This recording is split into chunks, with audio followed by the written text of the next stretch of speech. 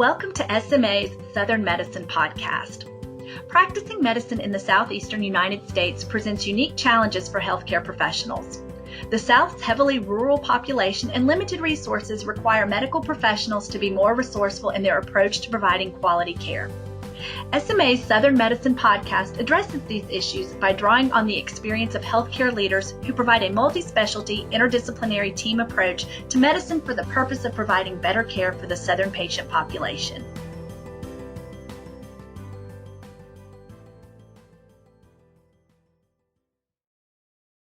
In part 5 of this multi-part podcast series, we are joined by Drs. Benjamin Broome, a nephrologist with Nephrology Associates in Birmingham, Alabama, and Drs. Elizabeth Edwards and Donald DiPette, both of whom are on faculty in the Department of Internal Medicine at the University of South Carolina in Columbia, to discuss hyponatremia, which occurs when the sodium level in the blood is below normal.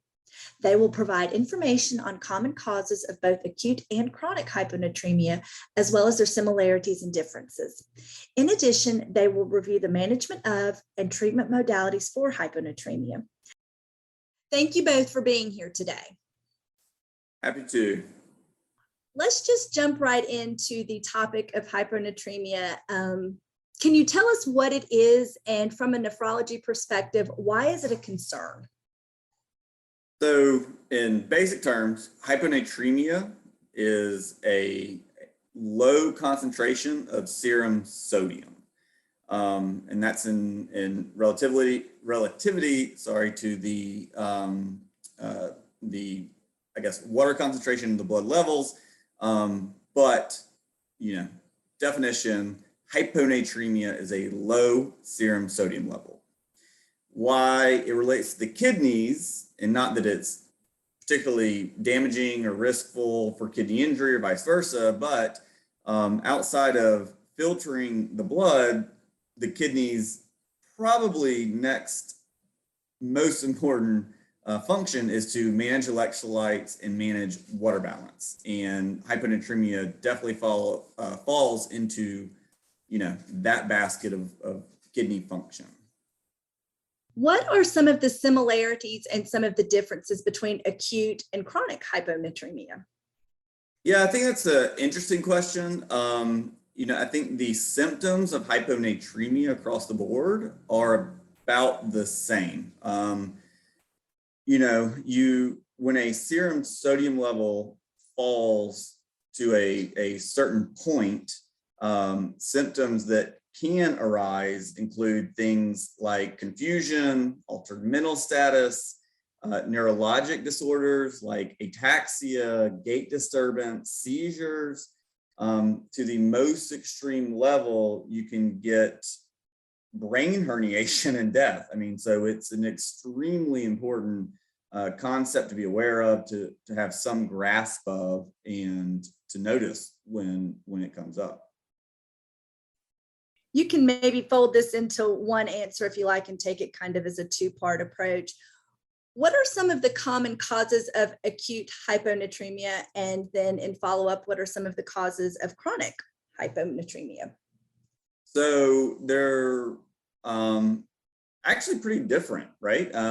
So let's define acute versus chronic. So acute is the development of a low serum sodium level within 48 hours.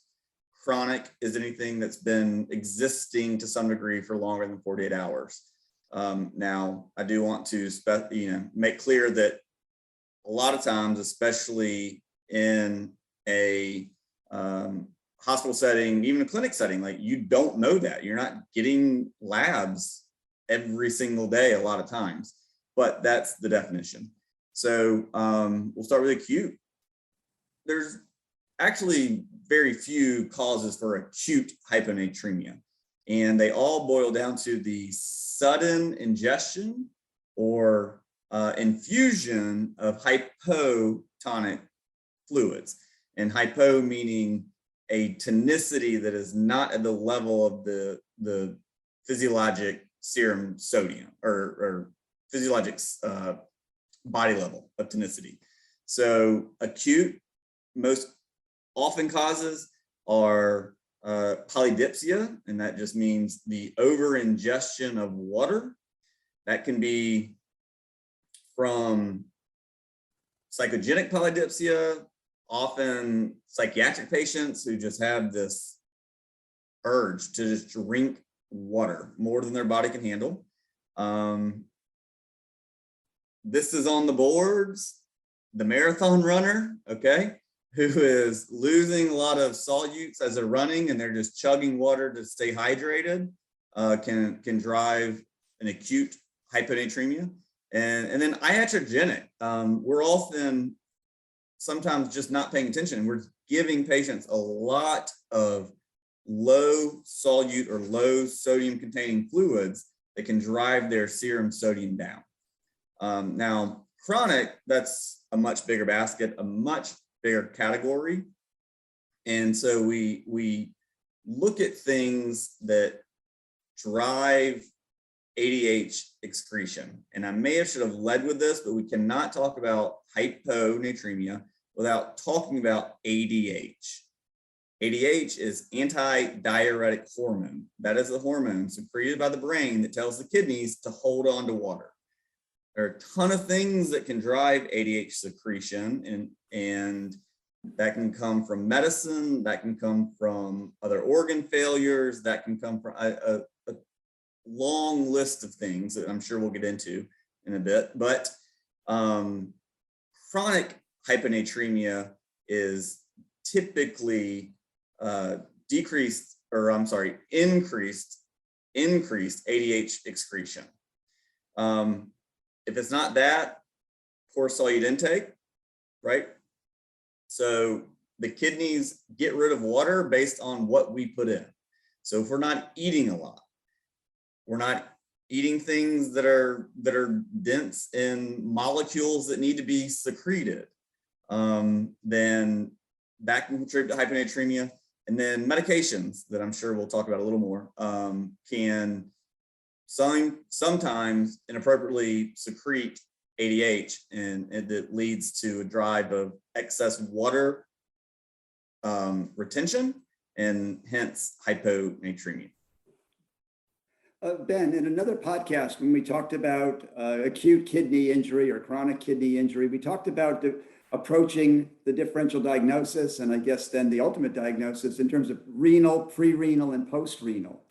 When it comes to sodium or water balance, I was taught, and maybe this is old now, to divide it into euvolemic, hypovolemic, and hypervolemic. Is that still important, and or can that lead us in an appropriate direction, at least from the initial management or the initial approach to the patient?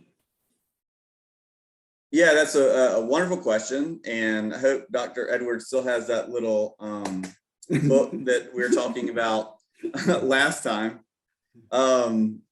because that's it. And because the way I differentiate this, yes, it's important to have a concept and understanding of why this is happening, but the treatment, especially in a hospital setting or in an urgent setting, the treatment has nothing to do, at least in the first 24 or 48 hours, perhaps, with what is causing it.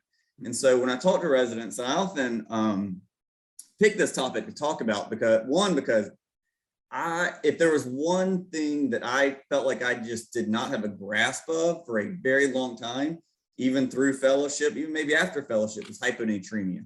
You know, I think we all have those medical mental blocks sometimes where everyone else seems to get it and you don't get it. This might have been the one for me. And then it clicked and I got it. Okay. So when we're pontificating about, well, what is driving this patient's sodium level to be low, we can talk about hypovolemia, euvolemia, hypervolemia. When we're talking about, okay, we've got a critical patient, we need to treat them appropriately, that gets put on the back burner for me. Okay. I will say that mostly in chronic hyponatremia, despite what is driving it, it still goes back to ADH release. And that can be appropriate ADH release, or it can be inappropriate ADH release. At the end of the day, to some degree, it does not matter when we're talking about treating. Speaking of treatment, I've seen several patients on salt tablets for low sodium. Is this an appropriate treatment for a condition which is really the result of a water imbalance more than a sodium imbalance, as I understand it? Yeah, and depends. Is that a fair answer? Yeah, you don't. So it's, and this is, I think, a general, maybe not general, but a common misunderstanding. So let's take potassium, for example. If we're dealing with hypopotassium or hyperpotassium, that is a true electrolyte deficiency or excess, okay? When we're dealing with sodium, that is not the case. It is a water issue. It is a water to sodium or salt imbalance, okay? And so to your point, yes, giving salt tablets is not going to necessarily raise the sodium level, okay? Especially in patients who are hyponatremic because they're in decompensated heart failure, right? Their heart failure, their volume overload is decreased effective circulating volume. So the kidneys feel that they are depleted, so they will hold on to water to try to, replenish the vascular space. Salt is only going to exacerbate that, okay? And so we use salt tablets in certain cases, but no, you see low sodium, you give salt tablets, you very possibly may make things worse, okay? Now, in a patient who is potentially hyponatremic because of decreased solute intake, this is more of the tea and toast diet that you'll hear about. Little old lady really is not eating and drinking very well, is hyponatremic because her body is not getting enough solute to excrete enough water. Salt tablets may be beneficial. But you have to take every single case, you really kind of have to look at it and break it down, which is why this is again, another one of these topics you probably have a week-long lecture series on, but, it's talking, we got to differentiate between treatment and, causation. And then a lot of times there's so many confounding variables that you don't really even know. So long-winded, but I hope that answered your question.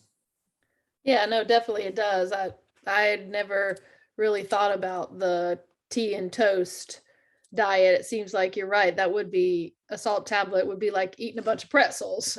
Yeah. We've touched on this a little bit in this portion of the conversation, but can you discuss a bit the management of both acute and chronic hyponatremia? And with that, maybe talk about some of the new treatment modalities involved.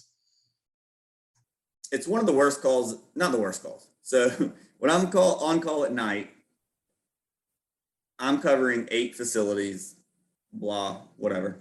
There are a few issues that get me out of bed that I need to go see this patient and make sure that I am properly handling this. And for nephrologists, hyponatremia is definitely one of those, okay? And so when I get a call from an ER saying we got this patient, what have you, sodium levels 115, usually I go, what have you done? We bolus them a liter of normal saline. It just is just across the board, seems to be what happens. And then my heart drops, okay? The first and foremost job when you get that call is to not make it worse, okay? And before you even understand what's causing it, what's driving it, try to get a better sense of it, you don't want to make it worse. And the only way you can make it worse is if you give them water, okay? And so I will call, like, I immediately say, stop any fluids, make them NPO, and let's go from there. Like let's pause, let's take a breath, let's not make things worse, assuming that the patient is otherwise clinically stable. Okay. So you have to have a urine osmolality. Okay. The urine osmolality is our indirect way of measuring circulating ADH. You don't measure ADH, but the urine osmolality will tell you what the body is doing as far as their ADH level. All right. It should work in tandem in normal physiologic circumstances.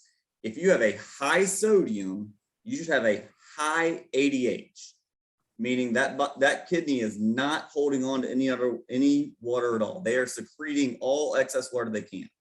Under normal physiologic circumstances, if you have a low serum sodium, you should have a low urine osmolality, meaning that ADH is turned on and they are holding on to every drop of water that those kidneys see.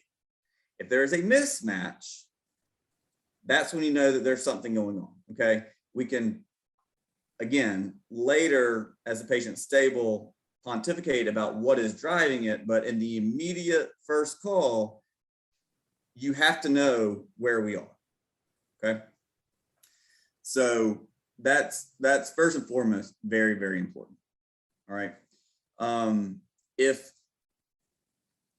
it is matched, if you get a low sodium and a low urine osmolality, that is diagnostic of primary polydipsia or iatrogenic infusion of hypotonic fluids. All right, that means the kidney's working, it's trying, it's doing its job. I mean, and you're just overcoming its ability by drinking or taking in way too much. Simple fluid restriction, free water restriction will raise your sodium levels. Okay.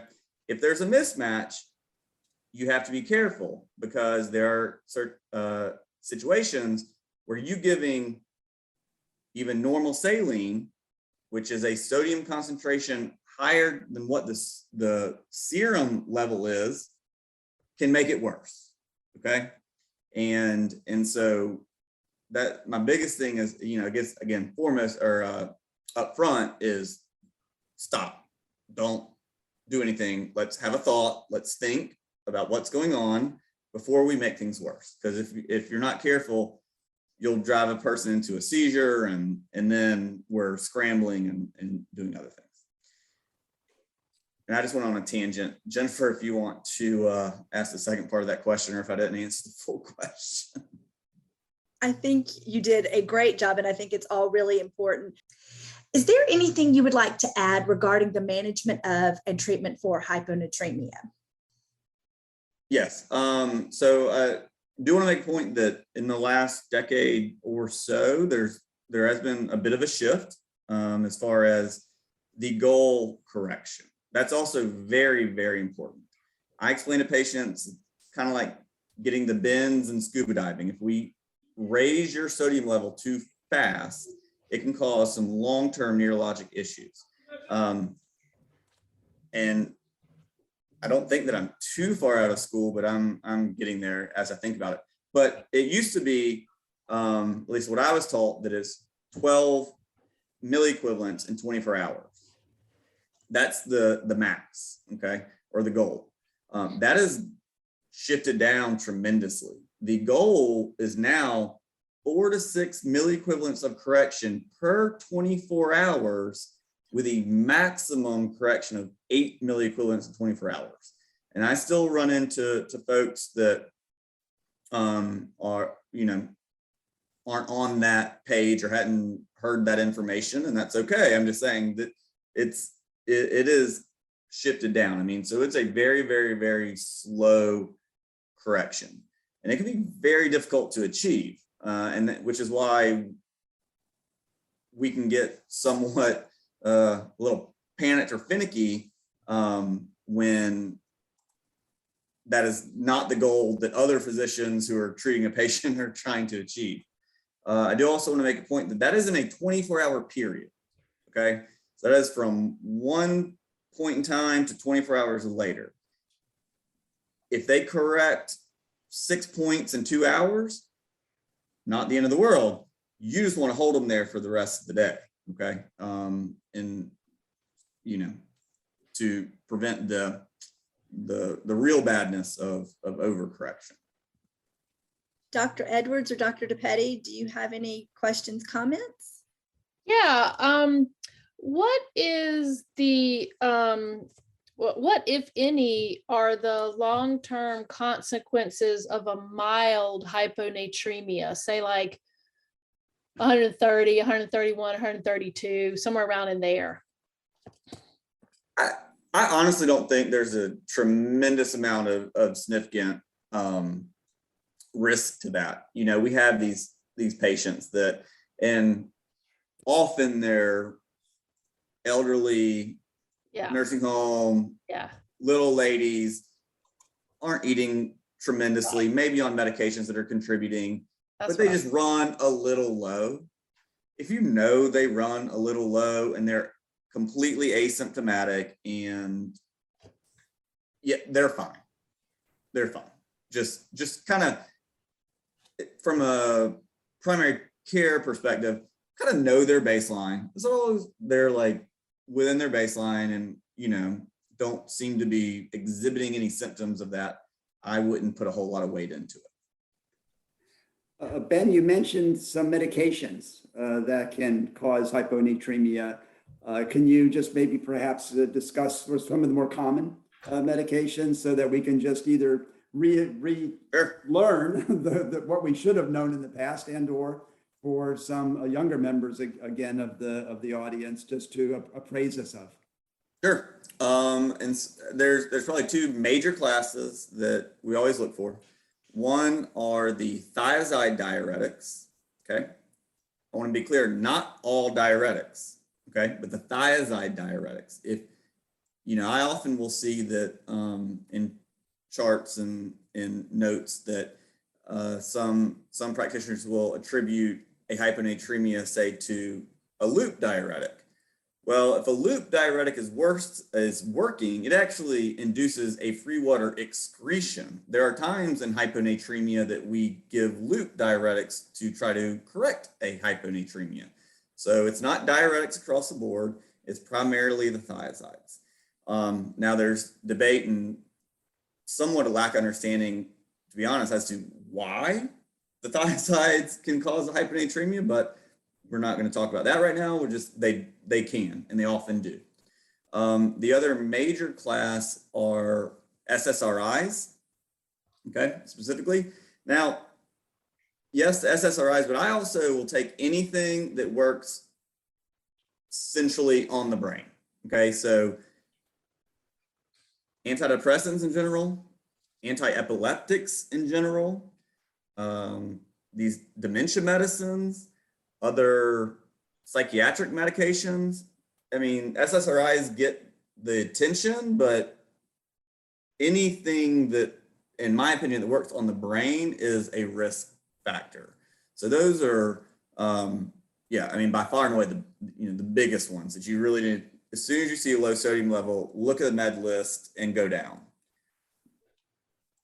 Ben, I've heard the term, it's particularly in our older or aging population, that as we age, we somehow reset our osmostat in the brain, or reset osmostat so that we actually secrete or inhibit ADH. I say vasopressin, but it's, you know, it's ADH for this discussion.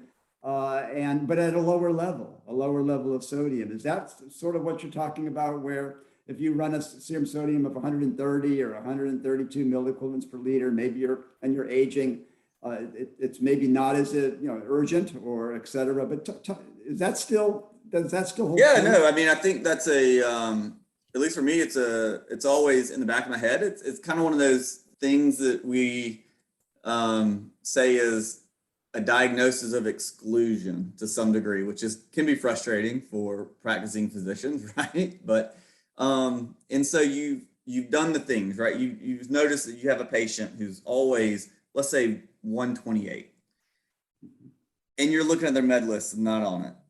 And you feel like they're eating really well and pretty robustly, and they don't have cirrhosis or heart failure. And like, you really are looking at all these, risk factors or potential drivers of a low sodium level, and they just don't have them.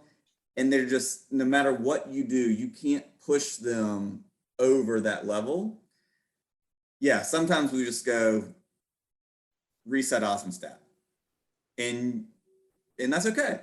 That's okay. That's an okay diagnosis, as long as they're staying at that level and they're not dropping and not symptomatic, and that's okay.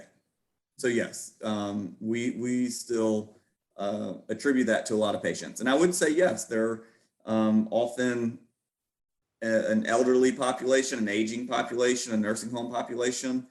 And there's no way to prove it or disprove it, but if they're okay and their levels are slightly lower than normal but stable, I don't put a whole lot of effort into, quote unquote, getting them to normal. Mm-hmm. In that case, their serum osmolality and their urine osmolality ought to match, as you discussed before, just at a lower serum sodium set point, for instance. Sure, they should be very close.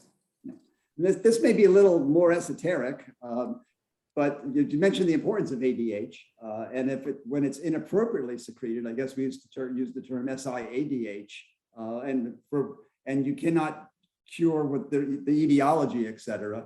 There are vasopressin antagonists or ADH antagonists being available. I know that this may be something in your, obviously our nephrology colleagues to come in and discuss that, but is there anything on the horizon that may help us with some of these more difficult patients? We know the diagnosis, we can't treat the underlying disease or effectively cure the underlying disease. Are there newer modalities? And if there are and you're setting me up, I don't know. No. So we have the Vaptans, right? So those are, tolvaptan and its class. And they're exactly that. They're ADH antagonists. So they block ADH, the ADH receptor, and should induce diuresis. If you have circulating ADH, that is going to be there. And these are typically needed in patients who have an SIDH, often related to a malignancy. Yep. Lung malignancies being the most common driver of this, that you can give them not a single drop of water all day. You can give them nothing, and they will still drop their sodium. I mean, it's just tremendously difficult with other less, I didn't want to say invasive, but less extreme measures, or that just with lifestyle modifications that you can not get better. The Vaptans are available. The issue is they're expensive, and no insurance policy is going to pay for them for this issue. We often use them in the hospital here and there to test response or whatever, but I don't know. I personally don't have a single patient with chronic hyponatremia that is on a Vaptan. Just they can't. I think that really helps, Ben. It answers my question that it's the exception, not the rule, and it's not this going to be this magical, therapeutic modality or cure. So interesting though, since we're on the topic, I have had a patient or so that we've gotten on oral urea, right? So urea is an obligate excretory solute. It's how the kidneys work is through the urea cycle, and again, different topic. Europe has these things. You actually can find them online. You can find them in the back of magazines where you can get patients to order online urea. And better than sodium chloride tablets or salt tablets, the ingestion of urea forces a water excretion, and they do tend to work really well. So again, not commonly available in the United States. You can find them in different places, but you can't write a prescription for 3 grams of urea a day, so to speak. But for the chronic patient who has one of these, pretty extreme SIADH cases, that I have found that I've had good success with that, at least to keep them stable and not in a dangerous level. Ben, that's really helpful. Thank you. Well, Are there, you mentioned, you were talking earlier about the tea and toast diet, and a treatment might be to increase consumption of solute for those individuals. And I assume that means at the same time decreasing water intake in comparison. Are there any other situations where with hyponatremia that you would treat with water deprivation or saline deprivation? again, we to some degree have to differentiate between inpatient setting and outpatient setting. And, when I'm in a hospital and I get called with the hyponatremia, I think about it one way. When I'm in an outpatient, sometimes I think about it a little differently. From the jump, I say, okay, don't put anything in. And so, and also, something I like to clarify, at least with, sometimes when I have the residents or other physicians and they'll put a patient on a fluid restriction, we need to be a little more specific and mean that is a free water restriction. And when I say water, ice, coffee, which is colored water, tea, which is colored water, sports drinks, even though they're full of electrolytes, water, okay? Most clears, to be honest, it's water, and that's what the body's going to hold on to. What does not count to that restriction are higher solute fluids, okay? Things almost you can't see through. That's what I tell the nurses, at least, especially when I'm in the hospital. Boost, Ensure, V8 juice, buttermilk, these don't count towards the restriction. They have stuff in that fluid the body has to process and has to excrete, and water has to go with that excretion. So, it's a distinction that you have to be, aware of. I mean, the issue is that the kidney is not getting rid of enough water.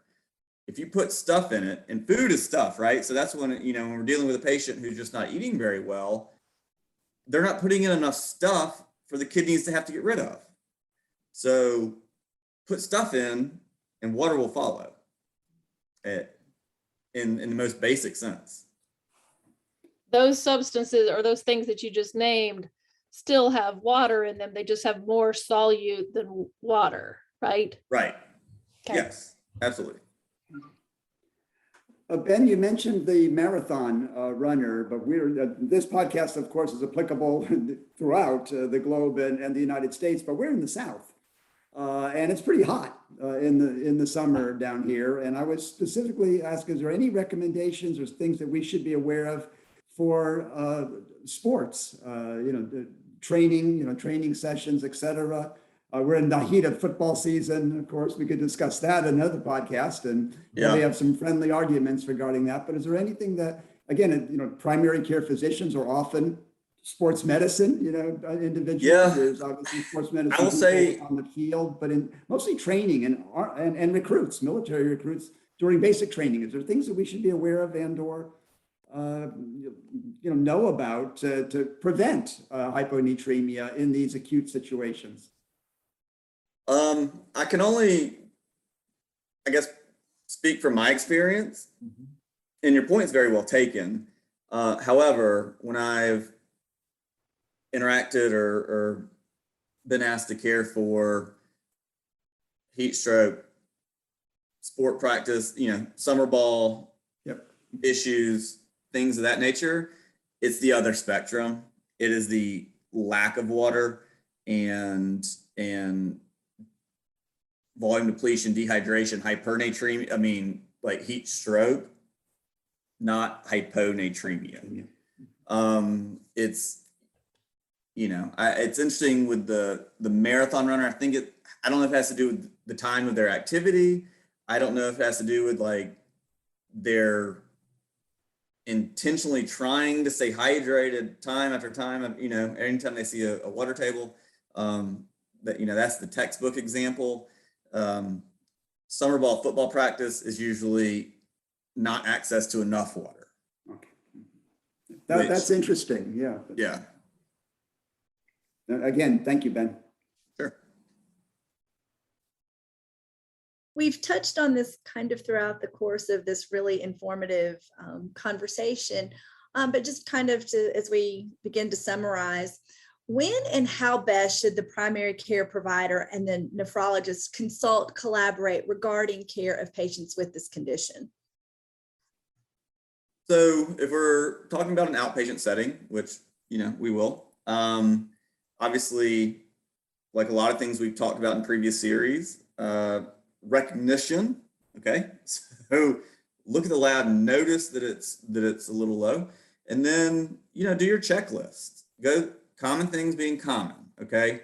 Medications primarily for your patient, why is their sodium 129? I don't expect that. And then look and see if those most common medications are on that list. And then if they are, think about transitioning them, switching them.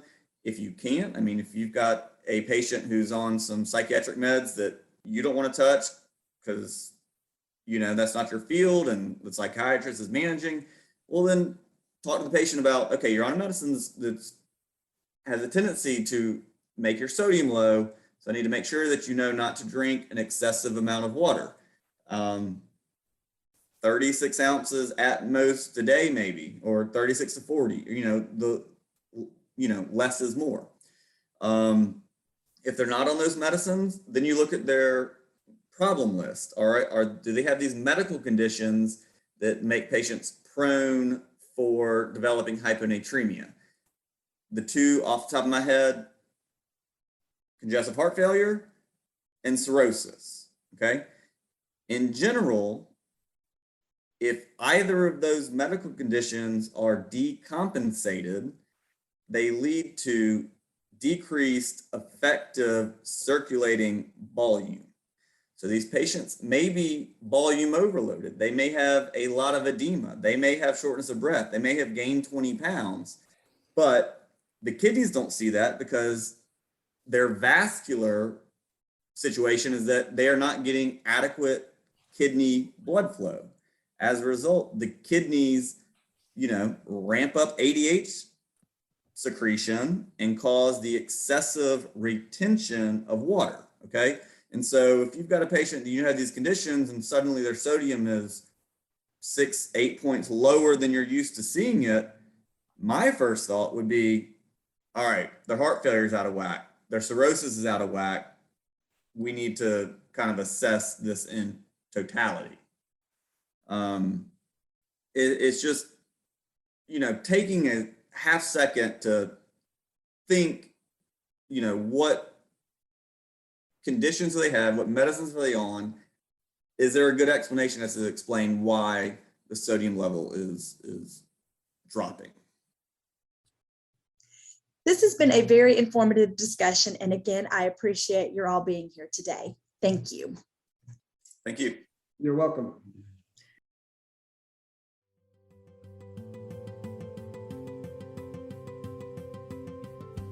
We hope you enjoyed the practice of medicine. For more episodes in this series or SMA's The Business of Medicine podcast, go to sma.org/podcasts or subscribe to us on iTunes, Google, Spotify, or wherever you get your podcasts. For more information about SMA's mission, please visit sma.org. And thank you for joining us.